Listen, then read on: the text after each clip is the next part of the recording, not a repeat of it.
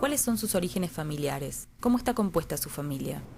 Soy nieto de inmigrantes italianos, mis padres eran argentinos, fui hijo único, tuve muchos primos. Mi madre era pianista, mi padre era pintor y odontólogo, primero pintor y escultor y después se recibió de odontólogo cuando yo entré al Colegio Nacional. Un padre que estuvo siempre muy cerca de mí y que de algún modo llenó mi mundo infantil de fuegos artificiales. Por ejemplo, mi padre me decía, ¿y qué color es el camino ese? Y yo decía, marrón. No, vos decís marrón porque sabés que es de tierra y pensás que la tierra es marrón, pero mirá bien, vas a ver que tiene reflejos violetas, porque tiene la sombra de los árboles, y así todo era.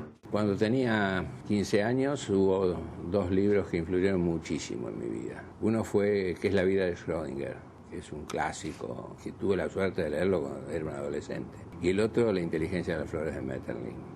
Me hicieron comprender de entrada, en la edad en que, diríamos, el cerebro tiene suficiente neuroplasticidad para comprender los nuevos paradigmas, de que en realidad el sentido y el significado eran irreductibles a lo físico. Me casé, mi mujer contadora, mis hijos, los dos estudiaron medicina. Mi hijo hizo una incursión, diríamos, y le gustaba mucho la traumatología y se estaba decidiendo y al final se decidió por hacer psicoanálisis. Y mi hija, al mismo tiempo que estudiaba medicina, aprendió pintura con mi padre y después tuvo otros maestros como, por ejemplo, Travieso, Bateplanas. Y cuando se recibió de médica se fue a hacer un curso en psiquiatría infantil en Italia y a pesar de que le iba muy bien, al fin se inclinó por el arte. Mi hijo se casó y tengo dos nietos y todavía no saben qué van a hacer, aunque mi nieto cuando era muy chiquitito le preguntó al padre qué hacía y el padre dijo que era médico y atendía pacientes y la madre le dijo también que era médica y atendía pacientes y entonces le preguntaron a él ¿y vos qué vas a querer ser cuando seas grande? Y él dijo paciente. ¿Cómo era como alumno? Mi padre estaba muy cercano de mí, también en la secundaria, ¿no? Por ejemplo, me tocó hacer una monografía de Pericles y una de Julio César y mi padre se puso conmigo a ayudarme y a editarla y él hacía los dibujitos. En cambio, en la Facultad de Medicina fui un alumno muy conflictivo. Estudiar me resultaba pesado. Y yo creo que tiene que ver con el poder estudiar y entender y con el sometimiento que está muy en los programas, tanto sea secundarios como universitarios, en los cuales se da por supuesto de que basta con que se sepan los datos aunque no se comprenda lo que significan. Yo en el Colegio Nacional fui al Purredón. Tuve la suerte de tener algunos profesores estupendos y otros malísimos. Tuve profesores de lógica y de psicología muy buenos, los tuve a Emilio Bullón Cané, que era sobrino nieto de Miguel Cané, y el tipo daba clases maravillosas. ¿Qué lo decidió estudiar medicina? Yo creo que yo me sentí con ganas de estudiar medicina desde chico. Me acuerdo que cuando yo era un nene y se murió mi abuela y mi tío lloraban, yo tenía la fantasía de que iba a inventar una pomada con la cual la resucitaría, ¿no? Y mi padre estaba estudiando odontología y siempre me decía que era mucho mejor medicina que odontología, así que yo sentí que tenía que estudiar medicina desde el vamos. Nunca tuve dudas al respecto. Y cuando estuve en la mitad de la carrera me encontré un libro de Barilari que se llamaba La vida del enfermo y su interpretación. En el momento que estaba rindiendo semiología y me aburría leyendo las cosas de los libros de semiología. Y en cambio el interrogatorio y todo este libro sobre Nenessi me pareció maravilloso. Ahí me enteré que existía un señor que se llamaba Freud, otro que se llamaba Jung y otro que se llamaba Adler. Y en cuanto empecé a leer a Freud ya me encontré, diríamos, con la conexión con la inteligencia de las flores de Metterling. Y cuando entré a la asociación psicoanalítica me parecía increíble que hubiera compañeros que pensaban que el cerebro segregaba alma como el riñón segrega orina o el hígado bilis y que la relación entre el alma y el cerebro era exclusiva, cuando en realidad ya desde la inteligencia de las flores a mí me había quedado claro que el alma impregna todo el cuerpo y todas las células y no solamente es algo que surge del cerebro, ¿no? Cuando se graduó de médico, ¿qué hizo? Porque tuvo un paso por la clínica. Primero entré en el Fiorito, donde era odontólogo mi padre, en un servicio de cirugía estética, pero era algo que no me interesaba mayormente, ¿no? Pero ahí me encontré con el hospital. Pero después me fui a Argerich como practicante y entré en la sala de Pantolini, de clínica médica, donde me encontré con un verdadero maestro. me fascinaba, era un hombre que podía entrar a la sala a las 8 de la mañana, hacía la recorrida, se encontraba con casos que él no sabía que se iba a encontrar y daba una clase magnífica. Me acuerdo que yo interné desde La Guardia a una chica que venía de San Luis con un diagnóstico presuntivo y erróneo de Corea de Sydenham, y cuando él la vio dijo, no, esto no es una Corea por esto, esto es una histeria. Después él dijo, bueno, tratamiento y electroshock. Y yo, que estaba en ese entonces como practicante, y en mi misma guardia estaba como practicante mayor, el médico del sector que tenía las 6 camas donde habíamos internado a esta chica, le dijimos, nos deja probar con la psicoterapia. Y fue un caso exitosísimo, donde pudimos comprender muy bien lo que pasaba, y en ese entonces de psicoanálisis yo no sabía nada. Había leído el libro de Blecher sobre el narcoanálisis y le hacíamos amital sódico, y cuando se dormía y cuando se despertaba, ahí le hacíamos las pruebas de las asociaciones condicionadas de Jung, anotábamos el retardo y fuimos descubriendo la cosa biográfica reprimida. Era muy interesante. ¿Y cómo se desplazó desde la clínica hacia el psicoanálisis? Yo estaba buscando, yo también fui practicante en el aeronáutico y yo estaba en la sala de clínica médica, ya hice un poco de cirugía, también había un médico adjunto a la guardia que era amigo de un psicoanalista de la asociación psicoanalítica que era Storni, y yo estaba tratando de hacer psicoterapia solo. Entonces él me puso en contacto, yo tenía ya pacientes en mi consultorio de clínica que hacía psicoterapia, y claro, cuando me encontré con alguien que conocía a fondo el psicoanálisis fue como florecer, porque se me resolvieron montones de cosas, me enseñó un montón, enseguida me empecé a analizar yo, después ingresé a la sociedad psicoanalítica, hice toda la carrera. ¿Cómo era en esa época el mundo psi en Buenos Aires? Todavía estaba impregnada, la gente era o sana o loca, no existía el concepto de los trastornos emocionales. Y la cuestión se diferenciaba muy claramente entre la terapia biológica tipo electroshock o tipo shock insulínico, la terapia psiquiátrica pesada, diríamos, o si no una psicoterapia que no tenía mucho prestigio. Pero al mismo tiempo sucedía que cuando la gente empezaba a hacer psicoterapia y la cosa funcionaba, porque acá tuvimos la suerte de que gracias a la crisis de la guerra en Europa vinieron muchos psicoanalistas capaces que se instalaron acá e hicieron escuela. Había mucha solvencia científica, mucha seriedad, mucha ética, y esto hizo que el psicoanálisis tuviera un periodo de florecimiento muy grande, grandes maestros. ¿Podría enumerar alguno de esos maestros?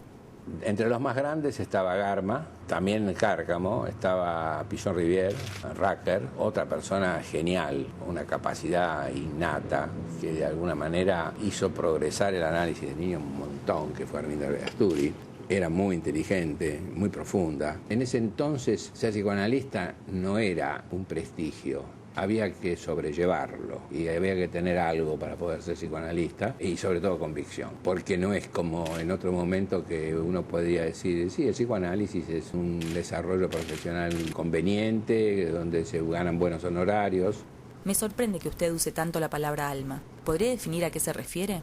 En primer lugar, usted sabe que hay un escrito de Bettenhill sobre esto, ¿no? Donde él dice que desgraciadamente, cuando se tradujo la obra de Freud al inglés, se reemplazó alma por psiquis. Y que psiquis es como si fuese una empacatadura más científica, pero que de alguna manera se perdió el verdadero concepto, que es de algún modo irreductible a lo físico. Entonces la psiquis aparece como si fuese una emanación neuronal. En cambio, la palabra psiquis molesta menos que la palabra alma. En realidad lo que nosotros sentimos es alma, y el alma no es localizable. ¿Pero puede separarse del cuerpo?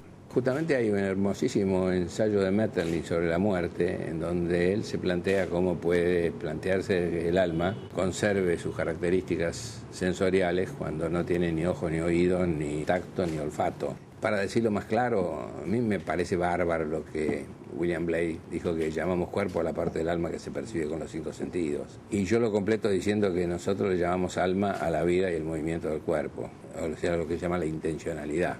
Entonces hay muchas definiciones de alma, depende cómo uno lo lea. Hay una definición espiritual y religiosa. Sí, claro, pero evidentemente esa es el alma que se separa del cuerpo, que existe por sí sola. Usted verá que en mi libro yo digo que hay gente que piensa que cuando uno muere el alma se separa del cuerpo, sí, y existe por sí sola. ¿Y qué es lo que yo digo ahí? Que las creencias no se pueden discutir, porque uno no está dispuesto a discutir creencias. Al contrario, uno está dispuesto a avalar desde las creencias los razonamientos. Si los razonamientos coinciden con la creencia, uno dice que los razonamientos son buenos. Si no coinciden con las creencias, uno dice que los razonamientos son malos. Pero en ese caso, ¿la ciencia para qué serviría? La ciencia sirve para cambiar las creencias, pero lo que pasa es que es un proceso traumático. Una cosa es saber por lo que se dice, otra cosa es saber por lo que se ha saboreado, el sapere, y la otra cosa es saber por lo que se ha vivido, por el esperire, ¿no? El creer depende del esperire. ¿Usted cree que las ciencias deben someterse a la prueba? No lo diría en términos de prueba, porque la prueba es ver para creer, pero también es cierto que para ver hay que creer, porque hay cosas que no se pueden ver si uno no tiene la concepción primero. Percibir es interpretar, no se puede percibir sin interpretar, de manera que esto lo trabajó muy bien Poincaré cuando habló del hecho seleccionado, es decir, cuando uno se acerca a una cuestión, se acerca a una teoría, no se puede acercar sin la teoría no ve nada. Pero la experimentación permite demostrarla. Sí, demostrarla, mientras tanto uno acepta la demostración y hay muchas cosas que han sido demostradas y después han sido refutadas más tarde, lo cual no quiere decir que esté mal, ¿eh? Lo que quiero decir con esto no es que estoy en contra de la prueba y de la demostración, sino de que me parece que no se puede tener un sentido religioso de la objetividad. La objetividad siempre está en crisis, es una continua situación de cambio. Sí, en realidad de lo que hay un sentido religioso es de la creencia para mucha gente. Bueno, pero todas las creencias surgen de algún lado y las defendemos. Otra vez el tema del mito y de la ciencia. Lo que hoy es ciencia, mañana será mito. Así pasó con el átomo, que era indivisible. Así pasó con la menor distancia entre dos puntos, que es una línea recta. Que son cosas que de alguna manera quedaron demostradas y hoy ya no son ciertas. En sus libros usted menciona estos 4 gigantes del alma. ¿Podría hablarnos al respecto? Bueno, en realidad la idea surgió de un libro de Mira y López que leí en mi juventud, que se llamaba Los 4 gigantes del alma, que eran otros, que eran el amor, el odio, la ira y no me acuerdo cuál era el cuarto. Pero lo que yo encontré es que en realidad están muy vinculados y son muchísimo más ricos la envidia, la rivalidad, los celos y la culpa. ¿Y por qué me gusta la idea de gigantes? Porque nosotros solemos subestimar su poderío, pero se apoderan de nosotros muchísimo más de lo que conscientemente nos damos cuenta. Yo creo que se presta mucho para hablar del poderío que tienen estos 4 sentimientos que los tenemos reprimidos. Nos damos cuenta de que podemos tener envidia, pero nunca nos damos cuenta de hasta qué punto. ¿Y eso genera enfermedad? En general genera sufrimiento. El sufrimiento no siempre es enfermedad.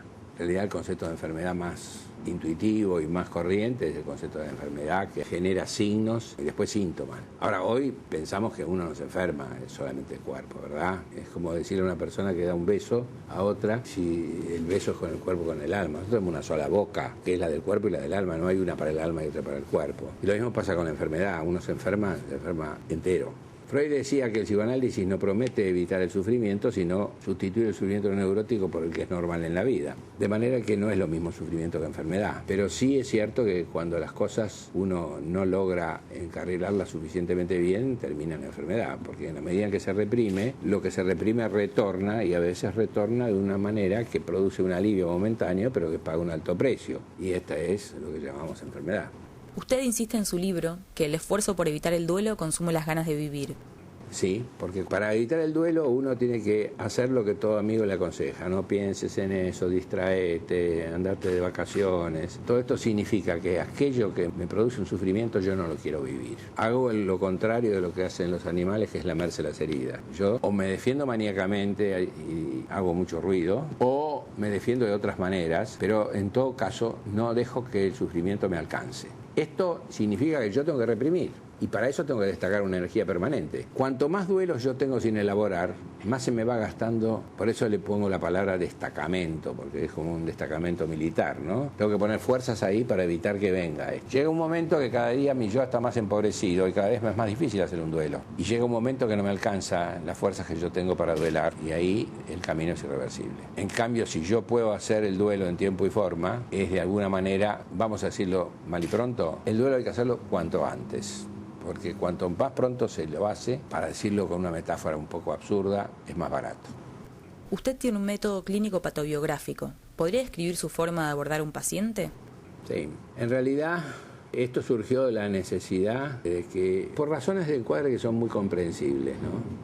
Un mismo médico no puede hacerle un tacto vaginal a una mujer y después decirle que le cuente su vida, porque de alguna manera concentra de este modo un contacto y una transferencia tan intensa de la cual es muy difícil salir. Es necesario disociar muchas veces la parte afectiva de la parte instrumental. Entonces nos encontramos con que cuando usted está analizando a una persona, por ejemplo, que tiene, supóngase, un mioma uterino, y va a ver al ginecólogo, el ginecólogo le dice, mire, usted ya tiene 2 hijos, tiene 40 años, y ya no va a tener más hijos, en vez de sacarle los miomas, le saco el útero. Uno que está analizando al paciente puede dudar de si es lo mejor, ¿no? Si no sería mejor sacarle los miomas y no el útero. En fin, más allá de la discusión de la indicación, que puede muy bien tener razón el ginecólogo, de todas maneras, al analista le gustaría que esto se evaluara en un contacto entre el ginecólogo y el analista.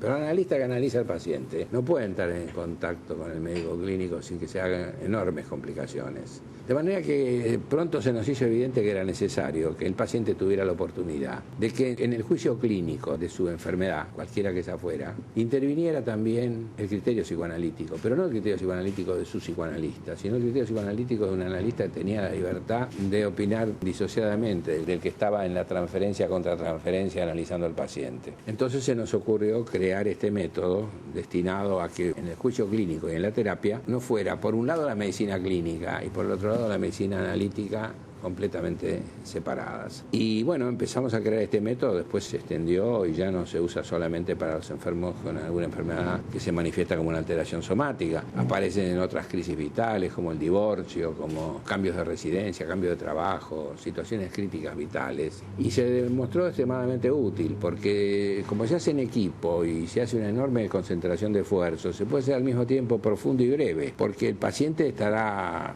en varias entrevistas de radiografía, en entrevistas de 2 horas puede estar 4, 5, 6 entrevistas, y después con ese material un conjunto de colegas empiezan a estudiar el caso y lo estudian con la misma concentración con que, qué sé yo, un detective estudia un homicidio, por ejemplo, ¿no? Es decir, ¿dónde está el punto desencadenante de esta situación crítica? ¿Qué tiene que ver la enfermedad del cuerpo con lo que le está pasando en la vida? Y cuando se llega a comprender esto, el objetivo no es cambiar el carácter del paciente, el objetivo es poder hacerle las cosas lo suficientemente claras como para que salga de este periodo crítico. Después a lo mejor necesitará psicoterapia o no, pero es una intervención puntual que da un resultado que de otra manera no se puede obtener que en equipo, ¿no? Y además con este añadido, ¿no? Que también se pueden sentar en una misma mesa el médico clínico y los especialistas, cosa que pocas veces se hace, y empezar a intercambiar entre ellos. Nosotros hemos visto pacientes que toman 14 medicamentos y ninguno de los médicos que le recetó sabe cuánto se está tomando porque él le recetó solamente 2, pero y otros le recetaron otros tantos y no hablan entre sí.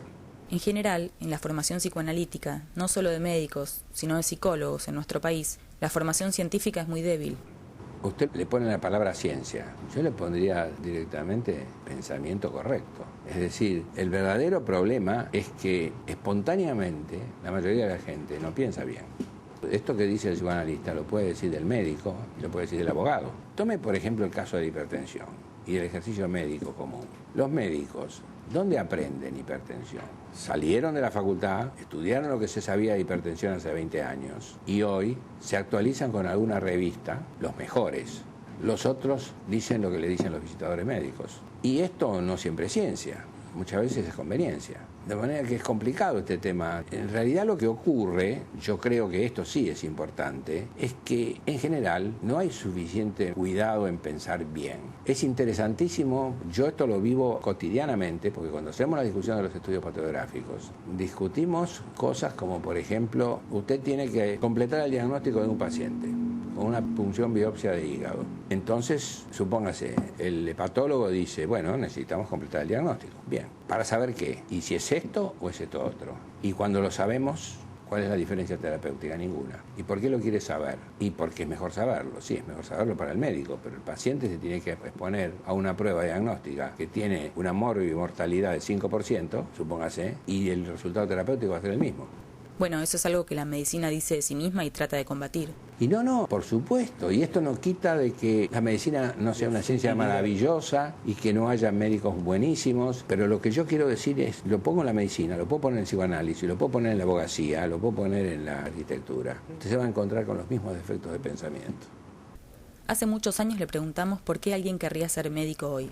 Se refería a que Weizsäcker dice que la hermanita que pone la mano sobre el lugar donde se ha golpeado el hermanito está expresando su vocación de médico. De ahí surge una situación muy importante, que frente al dolor los seres humanos por empatía lo sufrimos siempre, aun creyéndonos crueles, igual lo sufrimos. Y hay dos actitudes, una es huir y la otra es aproximarse. Los que nos aproximamos somos médicos, aunque nos dediquemos a otra cosa. Y los que nos alejamos horrorizados no podemos ser médicos.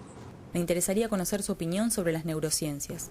Me parece fascinante las neurociencias. Los últimos 100 años, gracias a lo que se sabe de biología molecular y lo que se ha progresado en el escaneo cerebral y a los experimentos ingeniosísimos que se han diseñado, la neurología dejó de ser una cosa difícil de entender, porque era fácil comprender cómo funciona el corazón, porque es parecido a una bomba aspirante impelente, pero cuando uno se encontraba con la masa cerebral y las neuronas y se trataba de imaginar cómo se forma una idea, era un desastre.